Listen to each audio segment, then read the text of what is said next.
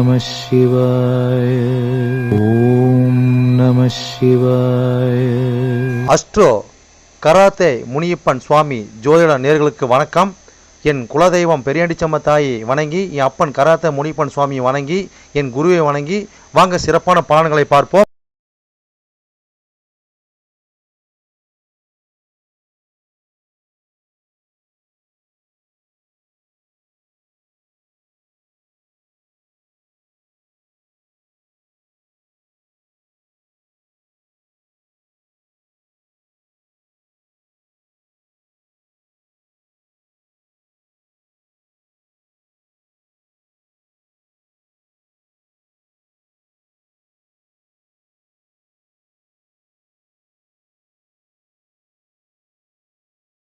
அல்லது 1, 4, 7, 10 கேந்திர ஸ்தானத்தில் சேர்க்கை பார்வை அந்த அதிபதியோட நட்சத்திர சாரத்தில் பயணிப்பது, அல்லது 2, 5, 8, 10, 11 பணபர ஸ்தானத்தில் இருப்பது, இல்லை பணபர அதிபதியோட நட்சத்திர சாரத்தில் இருப்பது சேர்க்கையில் இருப்பது, அல்லது 3, 6, 10, 11 உபஜய ஸ்தானத்தில் இருப்பது, இல்லை உபஜய ஸ்தானத்தில் கிரகத்தின் நட்சத்திர சாரம் பார்வை சேர்க்கையில் இருப்பது, அல்லது 3, 6, 9, 12 அபோகலியம் ஸ்தானத்தில் இருப்பது, அல்லது அந்த அபோகலி சார அதிபதியோடு இணைஞ்சிருப்பது சேர்க்கை பார்வையோடு இருப்பது, அல்லது சரலக்கணமாகிய மேசம் கடகம் துலம் மகரம் ஆகிய 2, 7 மாரகஸ்தானத்தில் இருப்பது, அல்லது சிரம் லக்கணமான ரிஷபம் சிம்மம் விருச்சகம் கும்பம் ஆகிய 3, 8 மாரகஸ்தானத்தில் இருப்பது, அல்லது பார்வை சேர்க்கையில் இருப்பது, அல்லது உபய லக்கணமான மிதனம் கன்னி தனுசு மிதனம் ஆகிய லக்கணத்துக்கு 2, 7, 11 மாரகஸ்தானத்தில் இருப்பது, அந்த அதிபதியோடு இருப்பது பார்வையில் இருப்பது நட்சத்திர சாரத்தில் இருப்பது, அல்லது நீச்சம் உச்சம் ஆட்சி பெற்றிருக்கிறார்களா, அல்லது சூரியனிடம் அஸ்தங்கதம் பெற்றிருக்கிறார்களா, பரிவர்த்தனை அல்லது வர்க்கோத்தமம் அல்லது நீச்ச பங்கம் அல்லது திக்பலம் அல்லது புஷ்கரமாம்சம் அல்லது கெட்டிடும் ராஜயோகம் பெற்றிருக்கிறார்களா, அல்லது நட்பு வீட்டில் உள்ளார்களா அல்லது பகை வீட்டில் உள்ளார்களா, அதே சமயம் கிரகம் சுப கிரகம் சேர்க்கையில் பார்வையில் இருக்கிறார்களா, அல்லது அசுப கிரகம் சேர்க்கை பார்வையில் இருக்கிறார்களா, இல்லை அவர்கள் நட்சத்திர தொடர்பில் இருக்கிறார்களா என்று பார்க்கணும். அதுபோலவே அடுத்தது பார்த்திங்கன்னா 3, 6, 8, 12 வீட்டு மறைவு ஸ்தானத்தில் இருக்கிறார்களா, அல்லது 3, 6, 8, 12 வீட்டு அதிபதி சேர்க்கை பார்வை அவர்களின் நட்சத்திரம் தொடர்பில் இருக்கிறார்களா என்று இதுபோல பல சூட்சமங்களை உங்கள் ஜனனகால ஜாதகத்தை கொண்டு தான் ஒரு துல்லியமான பலனை நம்ம சொல்ல முடியும். ஆனால் நாம் எடுத்திருப்பதோ இது ஒரு பொது பலனாகும். இந்த பொது பலனே பார்த்திங்கன்னா உங்களுக்கு ஒரு 100%க்கு ஒரு 60% உங்களுக்கு கண்டிப்பாக ஒத்துப்போகும். சிறப்பாக இந்த பதிவை பாருங்கள். வாங்க பதிவுக்குள்ளே போகலாம். இது மட்டும் அல்லாமல் சிறப்பு குறிப்புகள் என்னவென்றால், மேச லக்கணம் மேசராசி என்று நீங்கள் வைத்துக்கொள்ளுங்கள். அந்த மாதிரி வைத்து தான் இந்த பதிவுகள் நம்ம கொண்டு போயிட்டுருக்கோம். ஆனால் ஏன் அப்படி கொண்டு போகிறாங்க விளக்கத்தை நம்ம சொல்லிடுவோம். ஆனால் இப்போ பார்த்திங்கன்னா மேச லக்கணமாக இருந்து வேறு எந்த ராசி இருக்க பட்சத்தில் உங்களுக்கு இதில் குறிப்பிடப்பட்ட தசாபுத்தி உங்களுக்கு நடக்குமானால் லக்கண பாவக ரீதியாக, அதாவது நீங்கள் வேறு எந்த ராசி இருக்க பட்சத்தில் நீங்கள் ஒரு மேச ராசி இருக்கிறீங்க, இல்லை ரிஷப ராசி இருக்கிறீங்க, இல்லை மிதன ராசி இருக்கிற இந்த மாதிரி எத்தனை லக்கணமாக, அதாவது மேச லக்கணமாக ரிஷப லக்கணமாக மிதன லக்கணமாக கடக லக்கணமாக சிம்ம லக்கணமாக இப்படி எந்த லக்கணம் இருக்க பட்சத்தில் வேறு எந்த ராசி இருக்க பட்சத்தில் உங்களுக்கு இந்த தசாபுத்தி நடக்குமானால் லக்கண பாவக ரீதியாக அந்த பலன் நீங்கள் அப்படியே பார்த்து அப்படியே பலனை தெரிஞ்சுக்கலாம். அது மட்டும் அல்லாமல் இது பலன் பார்த்தீங்கன்னாக்கா அதாவது நட்சத்திர சாரத்தின் அடிப்படையாக கொண்டது தான் இந்த பதிவாகும். ஓகேங்களா? அப்போ நட்சத்திர சாரத்தை அடிப்படையாக கொண்டு தான் ஒவ்வொருத்தருக்கும் ஜனனகால ஜாதகத்தில் நம்ம பலனை பார்க்குறோம். அப்போ நட்சத்திர சாரத்தை அடிப்படையாக கொண்டு பாவக ரீதியாக கொண்டு தான் பார்த்த பலனை நம்ம மக்கள் கொடுத்துட்ருக்குறோம். அப்போ அந்த மாதிரி கொடுக்கும்போது பார்த்தீங்கன்னாக்கா இந்த பலன் என்னவா இருக்குன்னு கேட்டிங்கனாக்கா, அப்போ நட்சத்திர சாரத்தை அடிப்படையாக கொடுக்கும்போது பாவக ரீதியாக கொடுக்கும்போது பார்த்தீங்கன்னா, அதாவது பொது பலன் ரீதியாக பார்க்கும்போது என்றென்றும் இது அழியாத பதிவாக இருக்கும் நான் நம்புகிறேன். ஓகேங்களா? அப்போ நீங்கள் எப்பயுமே இந்த பதிவுகள் எடுத்து பார்க்கும்போது பார்த்தீங்கன்னா எந்த ஒரு காலத்திலும் எடுத்து பார்க்கும்போது உங்களுக்கு பொதுவான பலனாக பார்க்கும்போது 100% உங்களுக்கு அப்படியே அந்த பலன் இருக்கும். ஓகேங்களா? மேற்கொண்டது மீதி பார்த்தீங்கன்னா உங்களுக்கு ஜனனகால ஜாதகத்தை கொண்டு எடுத்து பார்க்கும்போது பார்த்தீங்கன்னாக்கா எந்தெந்த இது அமைப்பில் எந்தெந்த வகையில் இருக்குது எந்தெந்த அமைப்பில் இருக்குதுன்னு பட்சத்தில் மீதி பலனை பார்ப்போம்.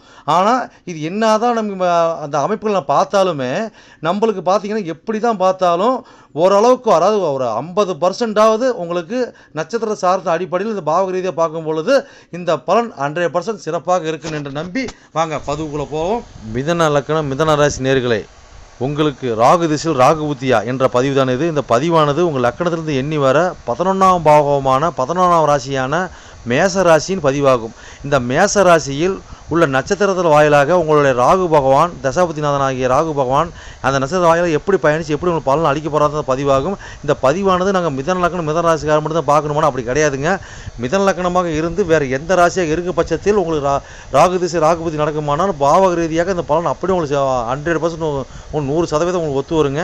நீங்கள் அப்படியே பலனை பார்த்துக்கலாம், பலனை தெரிஞ்சுக்கலாம். ஓகேங்களா? இது ராகு திசையில் ராகு புத்தி ஆகும். இந்த ராகு திசையோட கால அளவு பார்த்தீங்கன்னாக்கா 18 ஆண்டு காலம் வரை உங்கள் செயல்பாட்டில் இருக்குங்க. இந்த ராகு திசையில் ராகு புத்தி பார்த்தீங்கன்னாக்கா செயல்பாடு பார்த்தீங்கன்னாக்கா உங்களுக்கு கால அளவு பார்த்தீங்கன்னாக்கா உங்களுக்கு 2 வருடமும் 8 மாதங்களும் 12 நாட்கள் வரை உங்கள் செயல்பாட்டில் இருக்குங்க. ஓகேங்களா? இப்போ உங்கள் லக்கணத்திலிருந்து எண்ணி வர 11ஆம் பாகமாகிய மேச ராசியில் என்னென்ன நட்சத்திர சாரம் வந்து பார்த்துடலாங்க. என்ன நட்சத்திர சாரம் இருக்குங்க? அஸ்வினி 1ஆம் மாதம் 2ஆம் மாதம் 3ஆம் மாதம் 4ஆம் மாதம் வரை இருக்கும். பரணி 1 2 3 4 பாதம் இருக்கும். கீர்த்திகை 1ஆம் மாதம் வரை இருக்கும். ஓகேங்களா?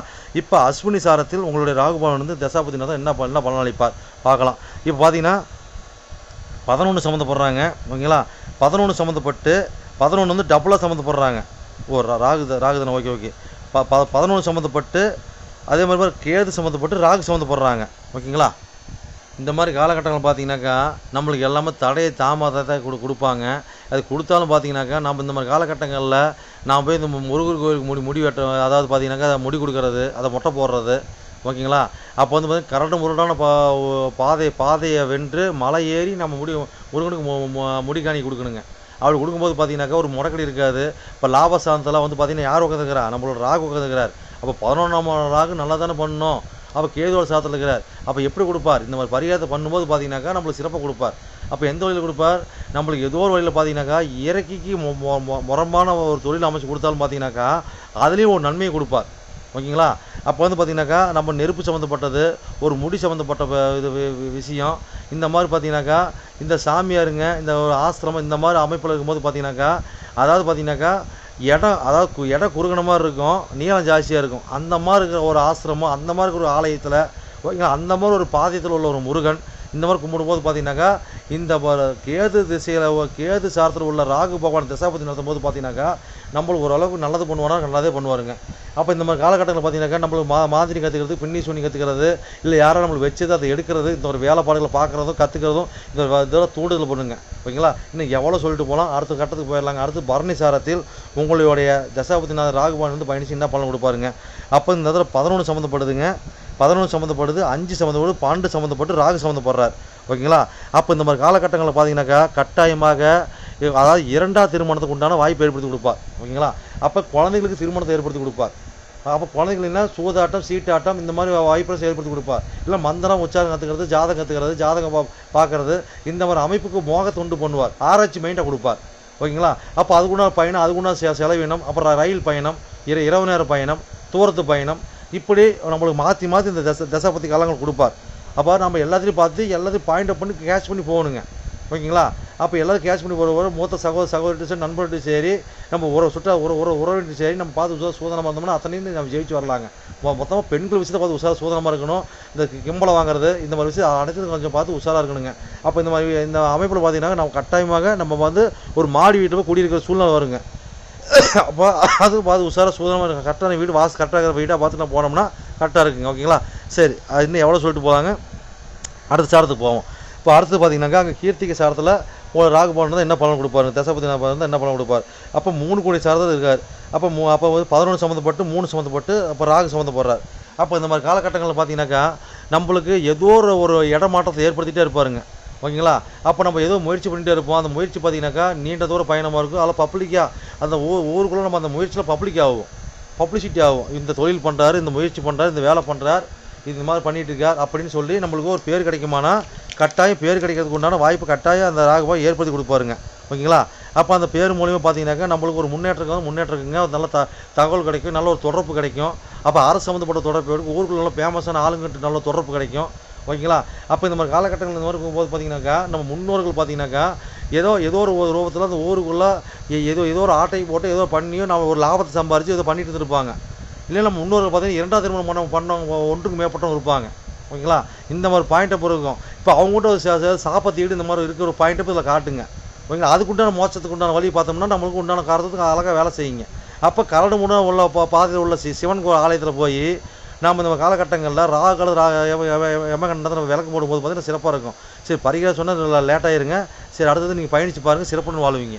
சரி நேயர்களே, என்னோட பதிவை நீங்கள் சிறப்பாக கேட்டிருப்பீங்கன்னு மனதார நான் நம்புகிறேன். நீங்கள் கேட்டது வெறும் கோச்சார பலன் தான்.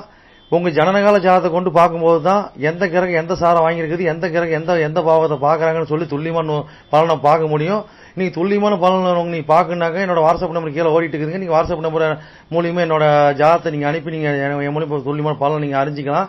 அதே மாதிரி பார்த்தீங்கன்னாக்கா பல பேர் நான் நேரில் வந்து அணுகுறாங்க.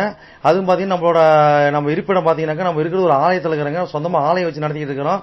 வீரசக்தி நாகம்மா திருக்கோயில்னு சொல்லி நடத்திட்டு மற்றும் கராத்தே மூலியமாக சொல்லி நடத்திட்டு இருக்கிறோம். அதில் பார்த்தீங்கன்னா வீரசக்தி நாகம்மா திருக்கோயில் சேவை அறக்கட்டளை மூலியமாக நம்ம கோயில் இயங்கிட்டு வருதுங்க. எல்லாத்தையும் பார்த்தீங்கன்னா துல்லியமாக பர்ஃபெக்டாக நம்மகிட்ட இருக்க எல்லாமே இருக்கும். எந்த ஒரு தோஷம், எந்த ஒரு காரியம், எந்த ஒரு பரிகாரம்னா நம்ம ஒரு கஸ்டமர் நம்ம கேட்டு தான் வந்து அவங்களோட காரியத்தை வந்து முன்னெடுத்து செய்யறாங்க. அந்த நம்பிக்கைகரமாக நம்மளோட பலன் இருக்கிறதுனால தான் இந்த மாதிரி கஸ்டமர் நம்மகிட்ட அணுகி நம்ம சிறப்பு பலன் அடைஞ்சிட்டு இருக்கிறாங்க. இது போல ஒவ்வொருத்தரும் பலன் அடைகிறது எங்களோட ஆசை. அது மட்டும் இல்லாம பாத்தீங்கன்னாக்கா எங்க கோயிலுக்கு லீடர்ஷிப்னு பாத்தீங்கன்னாக்கா எங்களுடைய கிருஷ்ணசுவாமிங்க வாக்கு சித்தர் பாத்தீங்கன்னாக்கா கிருஷ்ணசாமி, அதாவது சோழி பிரசன்னம் கல்லு கூடு சொல்லுவாங்க இல்லைங்களா, அது சிறப்பான முறையில சிறப்பா பாப்பாருங்க. நேர்முகமா பாக்குறாங்க, ஆன்லைன் மூலமா பாக்குறாங்க. நீங்க யாரு என்னன்னு தெரியாது, உங்களோட ஃபுல் டீட்ல அப்படி சொல்லுவாருங்க. ஓகேங்களா. உங்களோட டீட்ல சொல்லி உங்க பேரை சொல்லி சோழி போட்டாருன்னா சிறப்பான முறையில சிறப்பா உங்களுக்கு சோழி பிரசனம் பார்த்து அருமையா சொல்லுவாருங்க. அதே மாதிரி பாத்தீங்கன்னா அது மூலியமா நீங்க இதுல பார்த்து நீங்க அணுகி அது மூலியமா தெய்வ அருள்வாக்குங்க அது. ஓகேங்களா. அது மூலியமா நீங்க வந்து சிறப்பான பலன் நீங்க அடையலாங்க. எந்த ஒரு காரியமா இருந்தாலும் எந்த ஒரு விஷயங்களா இருந்தாலும் துல்லியமான பலன் துல்லியமா இருக்குங்க. சொல்றது அப்படியே நடக்கும், சிறப்பா இருக்குங்க.